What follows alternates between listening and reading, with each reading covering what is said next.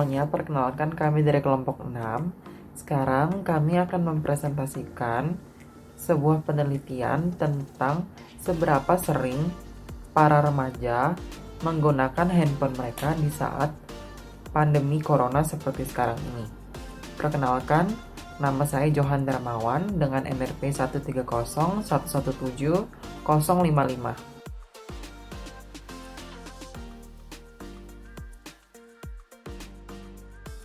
Nah, di sini kita akan membahas tentang latar belakang. Jadi, teknologi informasi yang sudah semakin mengalami peningkatan dan kemajuan dengan hadirnya teknologi gadget yang merupakan salah satu perangkat media elektronik yang memiliki berbagai macam fungsi dan juga kegunaan. Berdasarkan data Kementerian Komunikasi serta Informatika Republik Indonesia tahun 2015, jumlah HP di Indonesia telah beredar sebanyak 350 juta unit. Perkenalkan, nama saya Armanda Kusuma, NRP 130117048. Berdasarkan survei Kominfo tahun 2017, persentase kepemilikan handphone masyarakat Indonesia sebesar 66,31%, sehingga dapat disimpulkan penggunaan gadget digunakan semua kalangan, yaitu berusia 50 tahun ke atas sebesar 50,79%, kemudian 30-49 tahun 68,34%, umur 20-29 tahun sebesar 75,96%, dan umur 9-19 tahun sebesar 65,34%. Tentu survei KPAI atas pemberian izin memakai gadget sebagai fasilitas belajar saat sekolah ditutup oleh orang tua kepada anaknya saat pandemi corona saat ini, yaitu sebesar 79% memperbolehkan memakai gadget untuk selain belajar online, dan sisanya melarang memakai gadget untuk selain belajar online. Di sini kita menggunakan 3 rumusan masalah. Yang pertama, apa faktor yang mempengaruhi remaja dalam menggunakan gadget selama pandemi? Yang kedua, bagaimana dampak yang timbul pada remaja saat terjadinya kecanduan gadget? Dan yang ketiga, bagaimana cara mengatasi remaja yang kecanduan dalam menggunakan gadget? Perkenalkan, nama saya Rahma Musaat dengan NRP 130117117. Kali ini saya akan menjelaskan sedikit mengenai definisi gadget. Jadi sebenarnya gadget ini merupakan suatu benda canggih yang diciptakan dengan berbagai aplikasi yang dapat menyajikan berbagai media berita, jejaring sosial, hobi, maupun hiburan. Gadget juga merupakan sebuah media yang dipakai sebagai alat komunikasi modern dan semakin mempermudah kita untuk melakukan kegiatan komunikasi. Adapun faktor yang mempengaruhi remaja menggunakan gadget. Yang pertama, iklan yang mempengaruhi mengikuti perkembangan tren. Yang kedua, gadget menampilkan seperti termenari. Yang ketiga, kecanggihan dari gadget yang dapat memenuhi kebutuhan dalam game hingga berbelanja online. Yang keempat, faktor lingkungan, pertemanan yang banyak menggunakan gadget. Yang kelima, faktor budaya seperti keharusan memiliki gadget untuk mengikuti perkembangan zaman. Dan yang terakhir, faktor pribadi yang ada dalam diri seperti gaya hidup, lingkungan ekonomi, dan konsep diri. Selanjutnya akan diteruskan oleh teman saya. Terima kasih. Berikut adalah dampak positif dengan adanya gadget. Dengan adanya gadget memudahkan untuk berinteraksi dengan banyak orang melalui media sosial, sehingga hal ini memudahkan kita untuk saling berkomunikasi dengan orang baru maupun teman lama dan memperbanyak pengetahuan tentang informasi dan juga mempersingkat antara jarak dan waktu. Karena di dalam era perkembangannya gadget, terdapat media sosial seperti sekarang ini yang mana mempermudah kita dengan hubungan jarak jauh. Jadi sudah tidak menjadi sebuah masalah dan menjadi sebuah halangan dikarenakan kecanggihan dari aplikasi yang ada di dalamnya. Jadi kita bisa telepon melalui video call dan mempermudah para remaja mengkonsultasikan pelajaran dan tugas-tugas yang belum dimengerti. Hal ini bisa dilakukan melalui aplikasi yang tersedia di gadget. Mengenai dampak negatif dari gadget adalah hal yang pertama, perhatian kita terkadang lebih banyak terhadap gadget dan lebih mementingkan diri sendiri, sehingga terkadang kita mengabaikan orang yang sedang mengobrol dengan kita.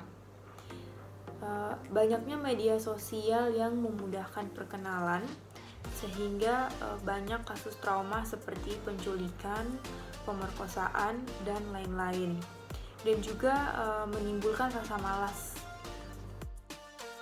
COVID-19 sedang menjadi masalah yang melanda dunia saat ini. Tidak luput negara Indonesia. Virus ini menyebabkan banyak kegiatan di berbagai bidang terhenti guna meminimalisir penyebaran yang terjadi. Hal itu memaksa banyak orang untuk berada di rumah saja. Sejak Maret 2020, anak sekolah diliburkan dan diganti dengan belajar di rumah. Hal tersebut menjadi alasan besar durasi pemakaian gadget selama periode belajar dari rumah meningkat. Penggunaan gadget juga digunakan untuk hiburan lainnya. Hal tersebut melatar belakangi naiknya angka penggunaan smartphone dan internet selama pandemi COVID-19. Angka kecanduan internet pada remaja di Indonesia juga naik hingga 19,3%. Dengan perkembangan elektronik yang sangat cepat di masa sekarang, handphone menjadi hal yang sangat penting di masyarakat. Lebih tepatnya remaja. Ada beberapa hal yang mempengaruhi remaja dalam menggunakan handphone, yaitu sebagai berikut: mengikuti tren, tuntutan sekolah, membaca berita, mengirim surat elektronik, menggunakan media sosial, mengupdate informasi, memperluas koneksi, mengisi waktu luang untuk berkomunikasi, untuk bermain game online, dan menonton film. Dampak negatif bagi kesehatan fisik akibat kecanduan gadget adalah masalah pada mata lelah, mata kering, dan penglihatan terganggu. Lalu ada nyeri di bagian tubuh tertentu, rentan mengalami sakit leher, nyeri bahu, nyeri pada jari-jari, dan pergelangan tangan. Juga dapat terjadi infeksi. Riset menyatakan bahwa layar gadget adalah sarang kuman. Sering bersentuhan dengan gadget lebih beresiko terkena infeksi. Lalu menjadi kurang tidur, meningkatkan resiko cedera atau kecelakaan saat bekerja atau menyetir. Melinda 130117001 menjelaskan tentang dampak kecanduan gadget bagi psikologis. Pertama itu bisa mudah marah dan panik, kedua itu stres, ketiga depresi karena sering merasa kesepian, sulit fokus dan berkonsentrasi, masalah dalam hubungan sosial. Yaitu memang dampak dari kecanduan gadget bagi psikologis. Kalau memang sudah sangat berkecanduan bisa kayak mempengaruhi psikis sih. Yang berikutnya, cara mengatasi kecanduan gadget. Yang pertama itu tidak menggunakan gadget ketika sedang berjalan, apalagi saat mengoperasikan kendaraan bermotor, karena itu dapat menyebabkan kecelakaan. Kan kita nggak fokus, jadi kita lihat HP sama kita lihat jalan, kita fokusnya jadi dua arah kan, dan itu sulit. Terus ya kalau misalkan penting ya lihat dulu kayak apa ya, maksudnya kayak tepikan kendaraan, terus habis itu baru kita bisa bales. Jangan pas lagi berkendara kita bales. Itu bisa mengatasi kecanduan gadget kalau misalkan di jalan. Terus habis gitu yang kedua, atur dan batasi waktu penggunaan gadget, misalnya maksimal 2 atau 3 jam per hari. Jika pekerjaan mengharuskan kita menggunakan gadget terus, ya kita harus kasih jeda dulu 1 jam atau 2 jam. Terus ketiga, tidak menggunakan gadget ketika sedang makan bersama saat acara keluarga. Utamakan bentuk komunikasi secara langsung daripada kayak tidak menikmati kebersamaan keluarga gitu loh. Family time, kan itu perlu family time. Terus yang keempat, tentukan area bebas gadget. Misalnya tidak menggunakan gadget ketika berada di kamar mandi, dapur, atau kamar tidur. Tapi banyak dari kita memang kayak di kamar tidur pakai gadget sih. Apalagi kan kayak misalnya merasa kesepian gitu kan, kayak nggak ngerti harus apa kan pakai gadget. Nah itu bisa dikurangi lah. Bisa kayak kita ngelakuin hal lain kayak misal nonton TV atau ngerjain tugas dan sebagainya. Tentukan area bebas gadget, udah tadi ya. Ganti waktu penggunaan gadget dengan aktivitas yang lebih sehat, misalnya olahraga. Nah olahraga itu bisa mengalihkan kita dari pegang handphone, terus itu kan positif olahraga. Terus membaca buku, bisa lah. Bagi kalian yang nggak hobi baca buku mungkin bisa yang lain. Main game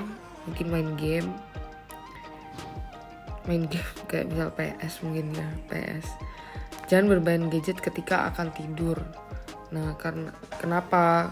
Karena kalau misalkan tidur itu kan biasanya lampu dimatiin dan itu nggak bikin bagus gitu loh. Maksudnya kayak nggak bikin mata kita jadi sehat. Karena kan cahaya gelap itu bisa kayak bikin kita itu matanya kayak bisa minus gitu loh. Untuk melengkapi penelitian yang kami lakukan, maka kelompok kami sudah melakukan proses wawancara terhadap 5 orang narasumber.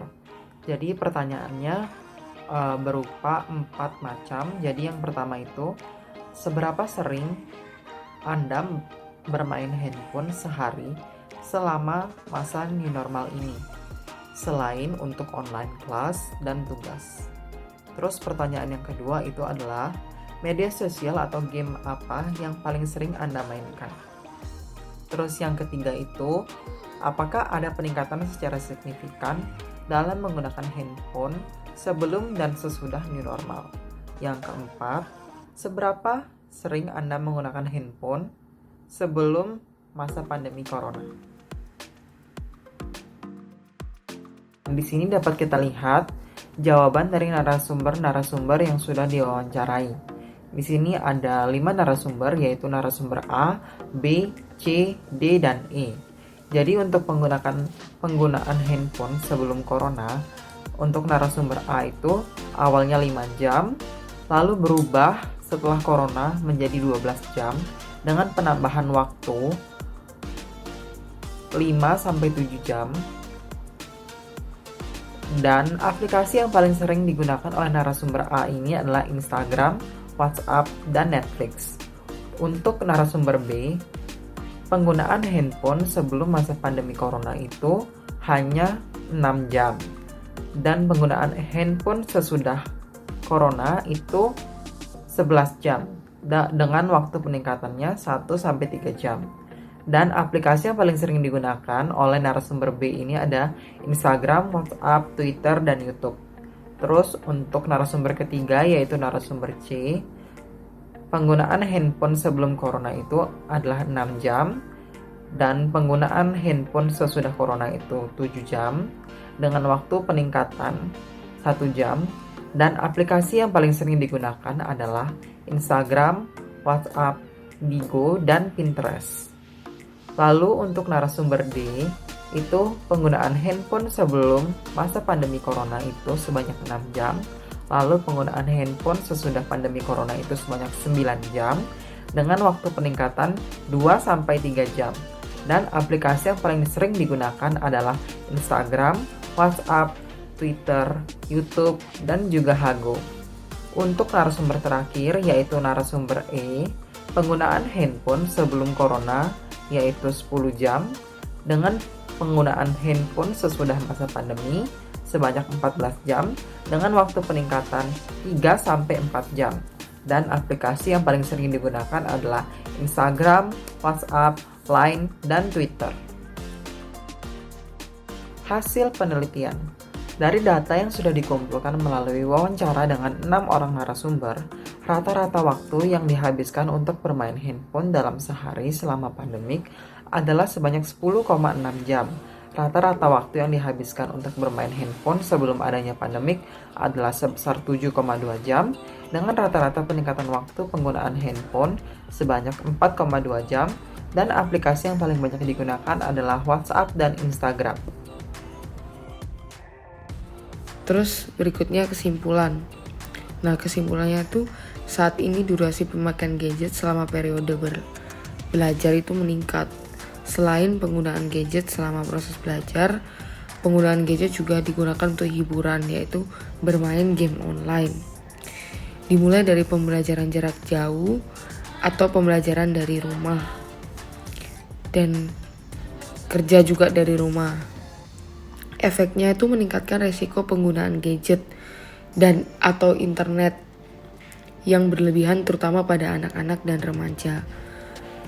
Banyak perubahan yang terjadi di era pandemi virus corona, terutama interaksi dengan orang lain yang kini semakin terbatas.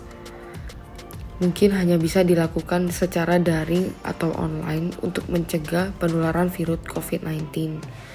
Latar belakang ini juga menyebabkan naiknya angka penggunaan handphone dan internet selama pandemi. Seiring dengan itu, angka kecanduan internet pada remaja di Indonesia juga ikut naik hingga 19,3%.